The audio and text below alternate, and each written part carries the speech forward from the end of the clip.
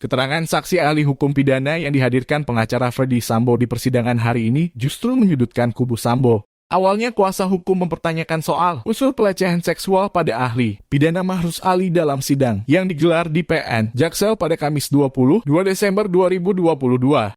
Mahrus Ali menjelaskan bahwa dalam kasus kekerasan seksual bukti kuat yang dihadirkan oleh jaksa adalah visum. Namun apabila visum tidak ada menjadi tantangan berat bagi jaksa untuk membuktikan adanya pelecehan atau tidak. Jawaban ahli membuat jaksa penuntut umum tersenyum. Dan beberapa kali tampak mengangguk seperti sependapat dengan penjelasan tersebut. Tapi bukan berarti jika tak ada visum kejadian kejahatan tidak terjadi. Ahli menegaskan pula jika korban tidak melakukan visum jangan disimpulkan tak terjadi kejahatan. Saudara ahli tadi sudah menyinggung sebenarnya pentingnya dalam konteks 340 pembunuhan berencana untuk juga membuktikan motif. Karena itu ada hubungannya dengan sikap batin, dan dari motif itu kita bisa mengukur seberapa jauh sikap batin si pelaku bisa bertindak secara emosional atau tidak. Ya. Saya lanjutkan. Okay. Dalam perkara ini sudah dibuktikan di pengadilan, baik keterangan saksi maupun keterangan nanti terdakwa di berita acara juga, motif yang terjadi pada tanggal 8 dalam hubungannya dengan kejadian peristiwa di tanggal 7, kekerasan seksual terhadap saudara Putri Chandrawati yang dilakukan oleh J. Dalam kaitan dengan motif tersebut, saudara ahli bisa menjelaskan soal kerangka kekerasan seksual, kejahatan kekerasan seksual, dan bagaimana berdasarkan penelitian-penelitian, baik itu kaitannya dengan korban, terutama dengan korban, dan bagaimana reaksi korban terhadap peristiwa kejadian kekerasan seksual. Bisa saudara ahli jelaskan? Izin yang mulia, kalau kita membaca bukunya Prof. Andi Zainal Abidin, beliau almarhum Allahumma kakaknya Prof. Andi Hamzah, hukum pidana 1 yang mulia, penelitian sinergatika, beliau menjelaskan bahwa motif itu menjadi penting dibuktikan karena menyangkut keputusan atau kehendak seseorang ketika memutuskan sesuatu. Itu yang pertama. Yang kedua, saya tidak akan boleh masuk ke terlalu jauh ya, kalau kemudian psikologinya. Tapi begini, saya ngajar mata kuliah victimologi yang mulia, saya nulis buku tentang itu, saya nggak bawa itu kan. Di dalam kasus-kasus kekerasan seksual, dalam perspektif victimologi, pertama, itu seringkali terjadi di ruang-ruang private. Sehingga apa? Pasti minim buktinya. Satu-satunya bukti yang biasa dihadirkan oleh jaksa adalah visum. Saya membaca banyak tulisan visum. Tetapi kalau visum tidak ada di mana?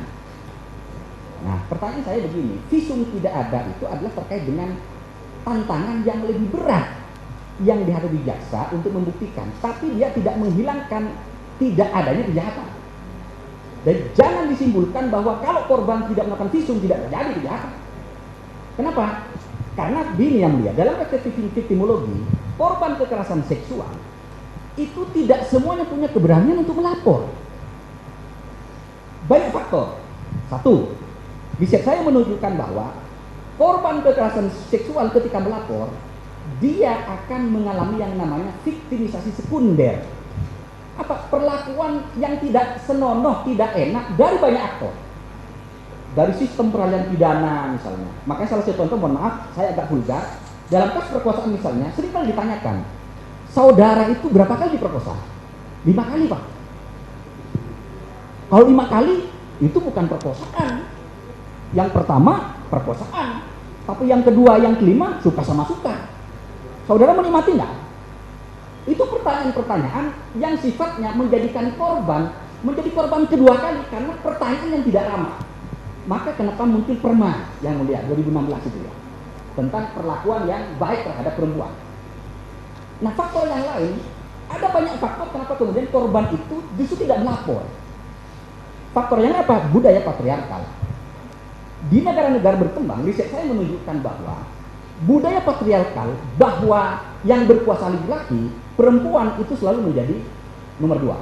Makanya kasus yang di Jawa Timur, ketika ada seorang bapak ya memperkosa anaknya sampai anaknya melahirkan, ketika terungkap di persidangan, itu salah satu alasan mengapa dia tidak berani melapor, karena keluarganya yang melarang melapor. Kenapa? Dianggap itu adalah aib. Ini kajian victimologi. Jadi apa artinya? Tidak semua korban kekerasan seksual itu punya bravery, keberanian untuk melapor. Artinya apa? Betul bahwa kalau tidak ada visum itu kemudian menyulitkan pembuktian, menyulitkan.